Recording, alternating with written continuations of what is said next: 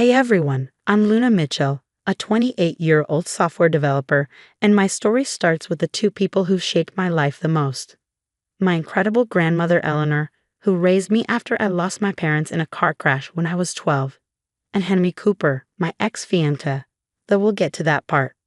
One evening, as Grandma Eleanor adjusted family photos on the fireplace mantel of her sprawling mansion, she turned to me with a warm smile. "These coding contracts you're landing are impressive, sweetie, but I'm so happy you finally found someone worthy of you." I looked down at my engagement ring, smiling. "Henry is different, Grandma. He actually understands me. His real estate business is taking off, and he gets my tech talk." But not everyone was so convinced. Over coffee, my best friend Lisa gave me a look. "I don't know, Luna. Something about Henry seems off. It's like he talks about all these big deals but never really shows proof." I brushed it off with a laugh. "Not everyone needs to post their wins on LinkedIn, Lisa. He's just private about business." Then there was Rachel, Henry's sister, who hovered around like a new best friend. "Luna, darling, have you chosen the venue yet? Henry is just so excited for this wedding. Oh, and you may want to consider a prenup with Eleanor's fortune and all." I remember snapping back, "That's none of your business, Rachel." One evening, Grandma Eleanor surprised me with an unexpected announcement. "Luna dear, I want you to have early access to part of your inheritance. Let's make this wedding everything you've dreamed of." Henry's eyes lit up when I told him the news. Meanwhile, Marcus, Henry's best friend, was always around, a cheerful presence during our wedding planning. "Henry can't stop talking about you, Luna. I've never seen him so invested in a relationship." Yet Rachel's husband David was quiet, always watching, especially when Henry and Rachel had their whispered conversations. Once he muttered to me, "You're good for this family," with a look I couldn't quite interpret. Wedding planning consumed 6 months of my life. Henry convinced me to open a joint account for wedding expenses. "Practice for our future," he called it. I was so in love that I agreed to everything. 300 guests. I asked, seeing the guest list he prepared. "Eleanor's connections will be great for my business," he said with a grin. "This isn't about business, Henry. It's about us," I reminded him. "Of course, babe," he said, kissing my forehead. But his eyes flicked to the inheritance papers on my desk. Grandma Eleanor was thrilled, helping with every detail. "You'll be the most beautiful bride, sweetheart. I can finally rest easy, knowing you'll be taken care of." I just smiled, hanging up my wedding dress, ready for the biggest day of my life. If only I'd known what was coming. On the day of the wedding, I stood in the bridal suite, my hands shaking as I checked my phone for the 100th time. 300 guests waited, but Henry wasn't answering. "He's probably just stuck in traffic," Lisa said, though I could hear the tremble in her voice. Minutes turned to hours as the whispers outside grew louder. Then Marcus burst into the room, his face ashen. "Luna, I'm so sorry." "Henry, he's gone. He left with Emma, Rachel's friend from the yoga studio." The room started spinning. "What do you mean gone?" I whispered, feeling the words hit me like a punch. "They took a flight to Cancun this morning. Rachel knew. She's been helping them plan it." The world blurred around me. I barely registered the guests drifting away with pitying looks or Lisa holding me as I broke down. Then a scream echoed from the reception hall. "Call an ambulance. Eleanor's collapsed." The hospital waiting room was a haze of fluorescent lights and beeping machines. A doctor finally approached me with a grave expression. "Miss Mitchell, your grandmother suffered a major heart attack. The stress triggered an underlying condition." I sat by Grandma Eleanor's hospital bed, clutching her frail hand. "The joint account," I whispered. "It's empty. Henry took everything. Everything we saved for the wedding." Eleanor's voice was faint but fierce. "Get my lawyer now." The lawyer arrived, and Eleanor's hands shook as she signed. "I'm changing everything, making it ironclad. He won't get a penny." David, Rachel's husband, visited me that evening, delivering the final blow. "Luna, Henry's real estate empire is all fake. He's never closed a single deal. The office he showed you, rented for show. The cars, leased under fake names." "How long have you known?" I asked, my voice barely a whisper. "Too long," he admitted. "Rachel's been covering for him, helping him scam people. I've been gathering evidence for weeks." I watched Grandma Eleanor fade, her last words haunting me. "Don't let them win, sweetheart. Show them what a Mitchell is made of." The day she passed, a package arrived, a final gift from her. Inside, I found proof of everything. Henry's debts, his fake business documents, emails between him and Rachel planning the entire scheme, and the deed to the mansion along with documents for my inheritance, $5 million and 3 properties. David had found it all in Rachel's office.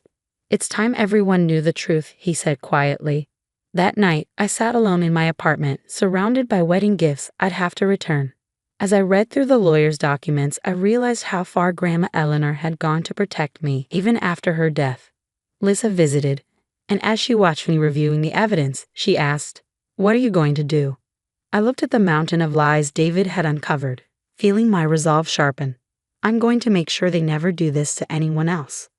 A year later, my life looked different. My tech startup had taken off, and I gained 30 pounds of self-worth. Henry showed up at my office one day, uninvited, looking worn. "Luna, I made a mistake," he stammered. "Emma, she wasn't you. She left me after spending all your money." "There it is," I said, rising and smoothing my designer suit. I gestured to security, but Henry wasn't done. Rachel started lurking too, popping up like a concerned friend. "Luna, sweetie, Henry's changed. And let's be honest, that inheritance should be shared. You two were practically married." Then came the lawsuit. Henry claimed common law partnership rights, saying we'd shared finances and lived as a couple. My phone buzzed one morning as Lisa burst into my office. "Mrs. Henderson called. Rachel's telling everyone at the country club that you manipulated Eleanor into changing her will on her deathbed." And then Marcus appeared at my door, guilt etched on his face. "Luna, I can't keep quiet anymore. I overheard Henry and Rachel the night before the wedding. It was all planned. You weren't the first. 3 other engagements in different states, all broken off after he drained his fiancé's wealthy families."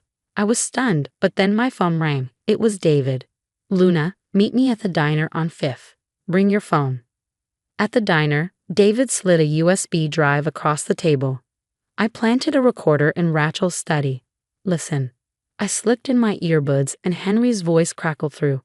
"Once we file the lawsuit, she'll settle. No one wants their family's dirty laundry aired in court." Then Rachel's voice. "The rumors about Eleanor are working. People are already questioning Luna's character." Henry chuckled. "With my charm and your connections, the judge will see we were practically married. Those fake documents you made about us living together. Perfect forgeries. Luna won't know what hit her." My knuckles turned white as I gripped the table. "David, why are you helping me?"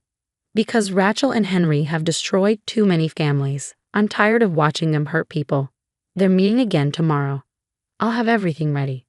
I glanced at the USB drive, remembering Eleanor's last words. "Let's end this," I said. "Once and for all." In court, my lawyer stood. "Your Honor, before we proceed with Mr. Cooper's lawsuit, I'd like to submit new evidence."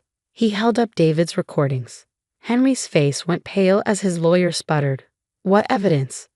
The recordings played, filling the courtroom with Henry and Rachel's voices, detailing their scheme in their own words. But that was just the beginning. "The FBI would like to speak with you, Miss Mitchell," a stern-faced agent said as he appeared in my office. "We've been tracking a pattern of marriage fraud across state lines." Hours later, I sat in a federal building surrounded by photos of Henry's previous targets, 3 broken engagements, each involving wealthy families. Every time he used the same playbook, Agent Torres explained. Shortly afterward, Rachel's real estate office was raided. Turns out she hadn't just helped Henry. She'd been laundering money through fake property deals for years. 15 years, Lisa whispered during Henry's sentencing. He was handed a sentence of federal prison, while Rachel sobbed as her real estate license was revoked. "Please, I have mortgage payments," she cried. I just smiled, waving the foreclosure papers for her dream house. I'd bought it at auction. When the story broke, my phone wouldn't stop ringing. "Miss Mitchell, we're very impressed with your startup's potential." A venture capitalist's voice buzzed over the speaker. "Would you be interested in discussing a Series A investment?" David filed for divorce, turning state's evidence against Rachel, while Marcus helped identify other victims. The support group we started grew bigger each week. Lisa tossed me a letter one day, Henry's handwriting clear on the envelope, stamped from prison. I dropped it unopened into the shredder. Then I opened my laptop, clicked Send Donation, and transferred another $100,000 to the fraud victims support fund we'd established. The view from Rachel's former dream house was spectacular. I turned it into a shelter for women escaping financial abuse. Grandma Eleanor would have loved that. To new beginnings, I said, raising my glass with Lisa, David, and Marcus on the shelter's opening day. Somewhere in a federal prison, Henry was beginning year one of his 15-year sentence. Rachel was living in a studio apartment, drowning in legal fees. And me? I was just getting started. My company's IPO was next week. So what would you do if you discovered your ex kept evidence of their previous scams? Would you turn them in immediately, use it as leverage, or wait and plan like I did? The hardest part wasn't the wedding day betrayal. It was realizing that my grandmother saw through Henry's lies before she died and changed her will to protect me one last time. Sometimes love means making tough choices to protect the people we care about. Drop your thoughts in the comments below. I'd love to hear about your experiences dealing with manipulative exes and how you got your power back. Remember, success is the best revenge, but justice is pretty sweet too. If this story resonated with you, make sure to hit that like button and subscribe for more tales of overcoming toxic relationships and coming out stronger.